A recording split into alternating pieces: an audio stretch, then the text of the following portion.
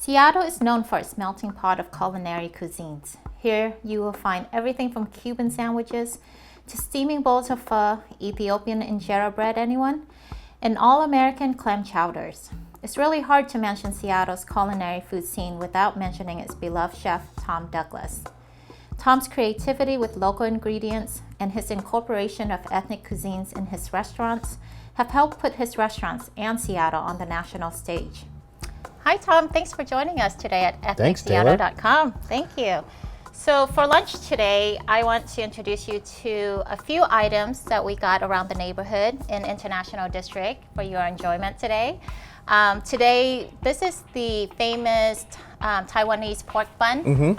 It is from the Gourmet Noodle House. It's one of my favorite places.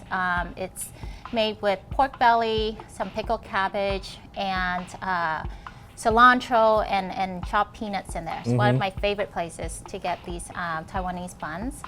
And then we also You don't mind if I eat while you chat? No, I don't. Go ahead.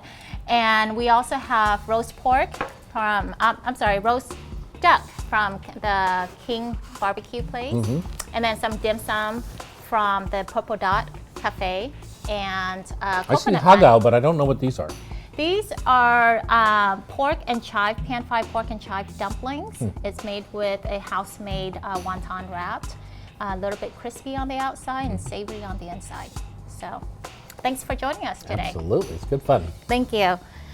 So Tom, what are your top 10 ethnic restaurants in Seattle? Top 10? Top 10, some Boy. of your absolute favorites.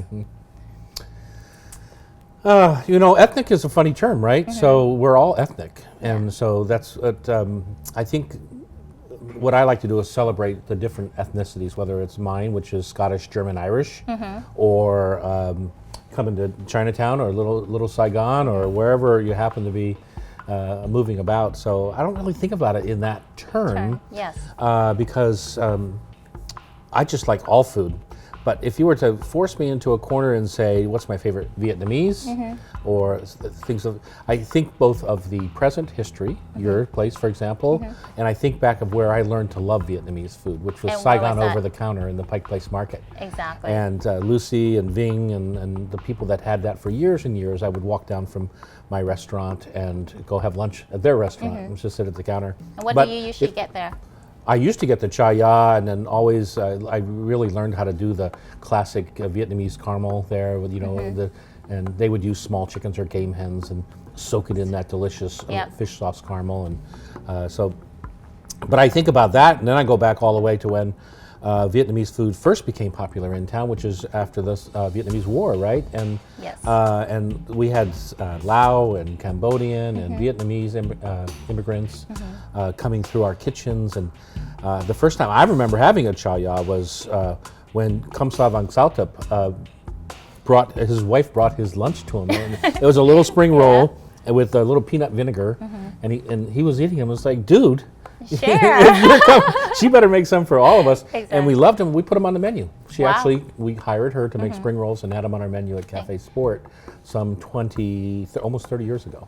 And how was your guests? Were your customers, They loved it. they loved it? My menu was populated with all sorts of things. Japanese kasuzuke black cod, right?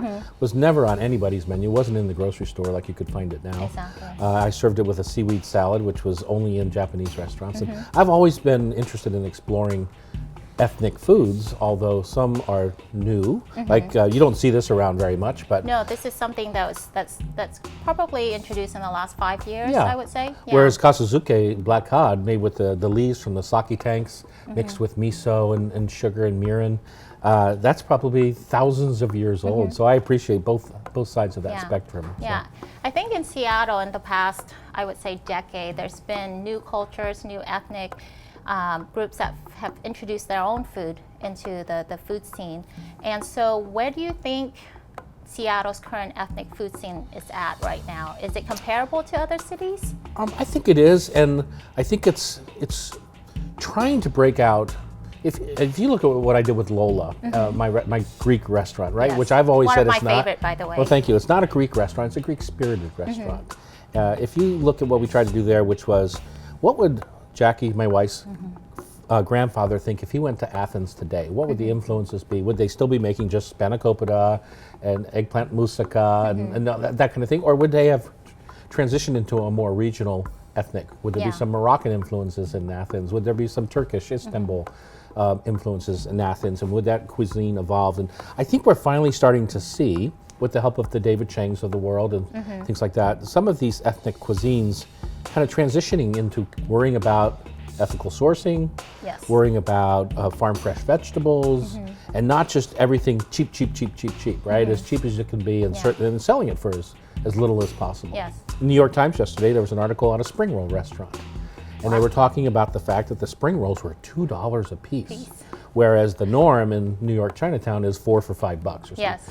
But then they started finally talking about, you know, the quality of the ingredients on the inside of that roll, and it's awesome that it's changing in that direction and letting people. I don't know about you, but I've traveled to Europe a ton, and you go to Florence, and you eat in 10 Florence restaurants, and then 9 of the menus would be exactly the same because they're bound by that tradition. Yeah. In America, we haven't had that issue, and we are always like, tonight, you want to go out for Vietnamese, you want to go out for Italian, you know, whatever that is. So I think it's super cool that you, a young, what are you, a second or third generation? I'm second generation Vietnamese. Vietnamese in America, right? In America, yes. And you're free to now do what the heck you want to do with your food and your culture, without lack of respect for the history, but with the ability to look forward and to say, you know, maybe it's Dungeness crab. You didn't have Dungeness crab in we Vietnam. didn't. We had blue crabs, and sure, you know, you make do with what you had there. But here in Seattle, I think with the cross between what is available in the Northwest, the abundance of seafood and the produce that we have here has really helped to create, you know, and give people the chance to be more creative with their ethnic food. And more local, instead of, you know, just, I can tell you all the years I've shopped here in Chinatown for Asian ingredients, you know, and to see every Chinese restaurant just importing dried shiitakes from China, and you know, dried scallops and dried abalone and dried everything from China. Well, it doesn't have to be that way. You can use Chinese techniques with local ingredients, and it's beautiful. Yes. I love that.